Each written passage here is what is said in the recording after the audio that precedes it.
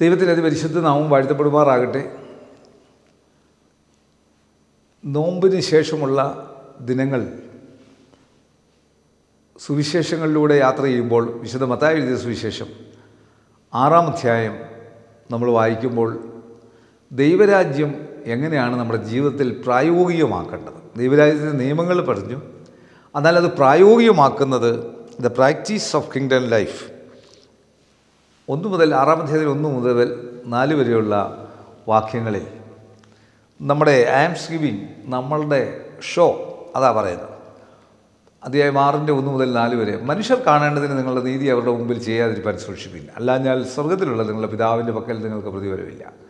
ആകയാൽ ഭിക്ഷ കൊടുക്കുമ്പോൾ മനുഷ്യരാൽ മാനം ലഭിപ്പാൻ പള്ളികളിലും വീഥികളിലും കപടഭക്തിക്കാർ ചെയ്യുന്നത് പോലെ നിൻ്റെ മുമ്പിൽ കാഹളം ഊതിക്കരുത്, അവർക്ക് പ്രതിഫലം കിട്ടിപ്പോയി എന്ന് ഞാൻ സത്യമായിട്ട് നിങ്ങളോട് പറയുന്നു.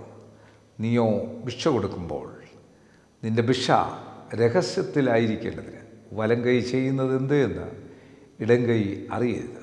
രഹസ്യത്തിൽ കാണുന്ന നിൻ്റെ പിതാവ് നിനക്ക് പ്രതിഫലം തരും. അതായിരിക്കും നമ്മുടെ ഗിവിങ്ങിനെ പറ്റിയുള്ള ചിന്ത. അതാണ്. ഇങ്ങനെയാണോ നമ്മൾ കൊടുക്കുന്നത്? പബ്ലിസിറ്റി, നമ്മുടെ വാട്സാപ്പ്, അതിനകത്ത് ഫേസ്ബുക്കിൽ വിട്ട് എന്തെല്ലാം ഷോ കാണിച്ചാൽ നമ്മൾ എന്തെങ്കിലും നന്മ ചെയ്യുന്നത്. പ്രാർത്ഥനയെപ്പറ്റി പറയുന്നത് 5 മുതൽ 15 വരെയുള്ള വാക്യങ്ങളിൽ, നിങ്ങൾ പ്രാർത്ഥിക്കുമ്പോൾ കപടഭക്തിക്കാരെ പോലെ ആകരുത്, അവർ മനുഷ്യർക്ക് വിളങ്ങേണ്ടതിന് പള്ളികളിലും തെരുക്കോടുകളിലും നിന്നുകൊണ്ട് പ്രാർത്ഥിപ്പാൻ ഇഷ്ടപ്പെടുന്നു, അവർക്ക് പ്രതിഫലം കിട്ടിപ്പോയി എന്ന് ഞാൻ സത്യമായിട്ട് നിങ്ങളോട് പറയുന്നു. നീയോ പ്രാർത്ഥിക്കുമ്പോൾ അറയിൽ കിടന്ന് വാതിലടച്ച് രഹസ്യത്തിലുള്ള നിൻ്റെ പിതാവിനോട് പ്രാർത്ഥിക്കുക, രഹസ്യത്തിൽ കാണുന്ന നിൻ്റെ പിതാവ് നിനക്ക് പ്രതിഫലം തരും. പ്രാർത്ഥിക്കയിൽ നിങ്ങൾ ജാതികളെപ്പോലെ ജൽപ്പനം ചെയ്യരുത്, അതിഭാഷണത്താൽ ഉത്തരം എന്നല്ലോ അവർക്ക് തോന്നുന്നത്. അവരോട് തുല്യരാകരുത്. നിങ്ങൾ ആവശ്യമുള്ളത് ഇന്നതെന്ന് നിങ്ങൾ യാചിക്കുന്നതിന് മുമ്പേ നിങ്ങളുടെ പിതാവ് അറിയുന്നുവല്ലോ. നിങ്ങൾ ഇവണ്ണം പ്രാർത്ഥിപ്പിൻ: സ്വർഗസ്ഥനായ ഞങ്ങളുടെ പിതാവേ, നിൻ്റെ നാമം വിശുദ്ധീകരിക്കപ്പെടണമേ, നിൻ്റെ രാജ്യം വരണമേ, നിൻ്റെ ഇഷ്ടം സ്വർഗത്തിലെ പോലെ ഭൂമിയിലും ആകണമേ. ഞങ്ങൾക്ക് ആവശ്യമുള്ള ആഹാരം ഇന്ന് തരണമേ. ഞങ്ങളുടെ കടക്കാരോട് ഞങ്ങൾ ക്ഷമിച്ചിരിക്കുന്നത് പോലെ ഞങ്ങളുടെ കടങ്ങളെ ഞങ്ങളോടും ക്ഷമിക്കണമേ. ഞങ്ങളെ പരീക്ഷയിൽ കടത്താതെ ദുഷ്ടങ്ങളിൽ നിന്ന് ഞങ്ങളെ വിടുവിക്കണമേ. രാജ്യവും ശക്തിയും മഹത്വവും എന്നേക്കും നിനക്കുള്ളതല്ലോ. നിങ്ങൾ മനുഷ്യരോട് അവരുടെ പിഴകളെ ക്ഷമിച്ചാൽ സ്വർഗസ്ഥനായ നിങ്ങളുടെ പിതാവ് നിങ്ങളോടും ക്ഷമിക്കും. നിങ്ങൾ മനുഷ്യരോട് പിഴകളെ ക്ഷമിക്കാഞ്ഞാലും നിങ്ങളുടെ പിതാവ് നിങ്ങളുടെ പിഴകളെയും ക്ഷമിക്കുകയില്ല. പ്രാർത്ഥനയെപ്പറ്റി കർത്താവ് പറഞ്ഞിരിക്കുന്ന കാര്യങ്ങൾ, ദൈവസന്നിധിയിൽ എങ്ങനെ പ്രാർത്ഥിക്കണം, കർത്താവിൻ്റെ പ്രാർത്ഥനയാണ് പ്രാർത്ഥന. ആ പ്രാർത്ഥനയേക്കാൾ വലിയ പ്രാർത്ഥനയില്ല. ആ പ്രാർത്ഥനയിൽ നമ്മൾ പ്രാർത്ഥിക്കുമ്പോൾ അത് പ്രാർത്ഥിക്കാതെ തൻ്റെ ജീവിതത്തിൽ പ്രായോഗികമാകാതെയുള്ള പ്രാർത്ഥനയിൽ യാതൊരു ഗുണവും ഉണ്ടാകുകയില്ല. കർത്താവ് വളരെ വ്യക്തമായിട്ടാണ് പറഞ്ഞിരിക്കുന്നത്. ഇനി ഉപവാസത്തെപ്പറ്റി കർത്താവ് പറഞ്ഞിരിക്കുന്ന നിയമങ്ങളാണ് 6-ാം അധ്യായത്തിൻ്റെ 16 18 മുതൽ വരെയുള്ള വാക്യങ്ങളിൽ, 16 മുതലുള്ള വാക്യങ്ങളിൽ, ഉപവസിക്കുമ്പോൾ നിങ്ങൾ കപടഭക്തിക്കാരെ പോലെ വാടി മുഖം കാണിക്കരുത്, അവർ ഉപവസിക്കുന്ന മനുഷ്യർക്ക് വിളങ്ങേണ്ടതിന് മുഖം വിരൂപമാക്കുന്നു, അവർക്ക് പ്രതിഫലം കിട്ടിപ്പോയി എന്ന് ഞാൻ സത്യമായിട്ട് നിങ്ങളോട് പറയുന്നു.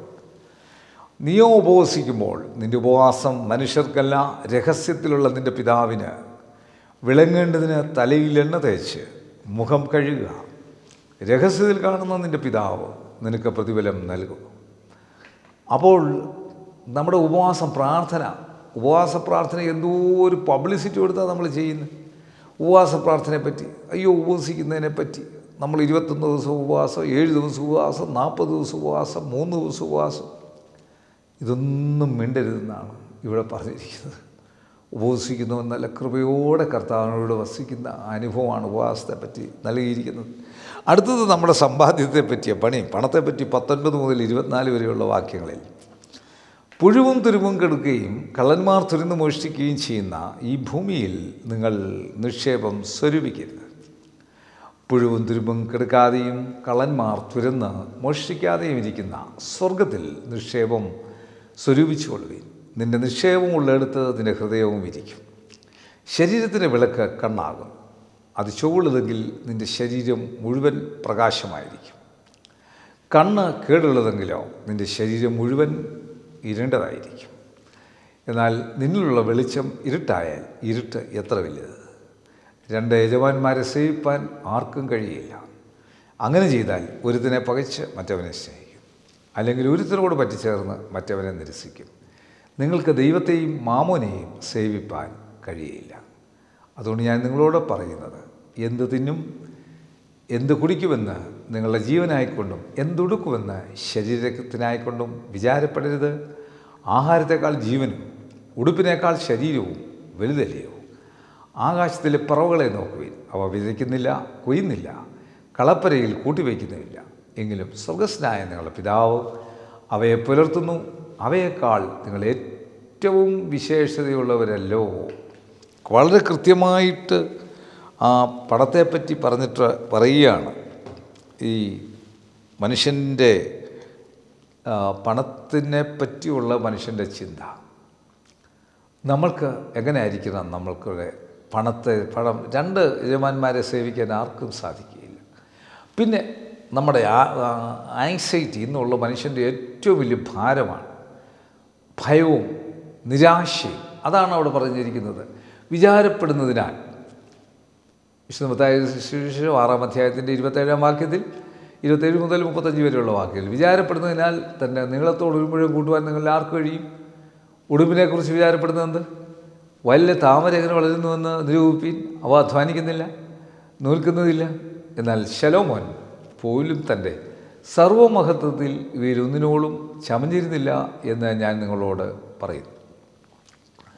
ഇന്നുള്ളതും നാളെ അടുപ്പിലിടുന്നതുമായ വയലിലെ പുല്ലിനെ ദൈവം ഇങ്ങനെ ചമയിക്കുന്നുവെങ്കിൽ അല്പവിശ്വാസികളെ നിങ്ങളെ എത്ര അധികം. ആകയാൽ നാം എന്ത് തിന്നും എന്ത് എന്തുടുക്കുമെന്നിങ്ങനെ നിങ്ങൾ വിചാരപ്പെടരുത്. ഈ വകയൊക്കെയും ജാതികൾ അന്വേഷിക്കുന്നു. സ്വർഗസ്ഥനായ നിങ്ങളുടെ പിതാവ് ഇതൊക്കെയും നിങ്ങൾക്ക് ആവശ്യമെന്നറിയുന്നുവല്ലോ. മുമ്പേ അവൻ്റെ രാജ്യവും നീതിയും അന്വേഷിപ്പീൻ, അതോടുകൂടെ ഇതൊക്കെയും നിങ്ങൾക്ക് കിട്ടും. അതുകൊണ്ട് നാളേക്കായി വിചാരപ്പെടരുത്. നാളത്തെ ദിവസം തനിക്കായി വിചാരപ്പെടുമല്ലോ. അതത് ദിവസത്തെ അന്നത്തെ ദോഷം മതി. വിചാരത്തെപ്പറ്റിയുള്ള ആങ്സൈറ്റിയെ പറ്റിയുള്ള വലിയ ചിന്തയാണ് ഇത് പറയുന്നത്. ഞാൻ പറയും, ഇന്നലെ ഉള്ളത് കഴിഞ്ഞുപോയി, അത് ഓർക്കരുത്. ഇന്നൊരു ദോഷവും സംഭവിക്കാതെ ഇന്ന് സൂക്ഷിച്ചോണം. നാളെ ഓർത്ത് വിഷമിക്കുകയും ചെയ്യരുത്. അതായിരിക്കണം നമ്മുടെ പ്രമാണം. ഇതാണ് കർത്താവിൻ്റെ രാജ്യത്തെപ്പറ്റി പറയുന്ന കിങ്ഡം ലൈഫിനെ ഉള്ള കാര്യത്തെപ്പറ്റി ഉള്ള പ്രവർത്തനമാക്കാൻ പറയുന്ന കാര്യങ്ങൾ. ഇനി മറ്റു കാര്യങ്ങൾ അധ്യായം 7 പഠിക്കാം. കണ്ണുനടയ്ക്കാം, പ്രാർത്ഥിക്കാം. കർത്താവേ, പരിശുദ്ധ പിതാവേ, ഇത് ഞങ്ങളുടെ ജീവിതത്തിൽ പ്രായോഗികമാക്കുവാൻ ഞങ്ങൾക്ക് സഹായിക്കണമെന്ന് പ്രാർത്ഥിക്കുന്നു.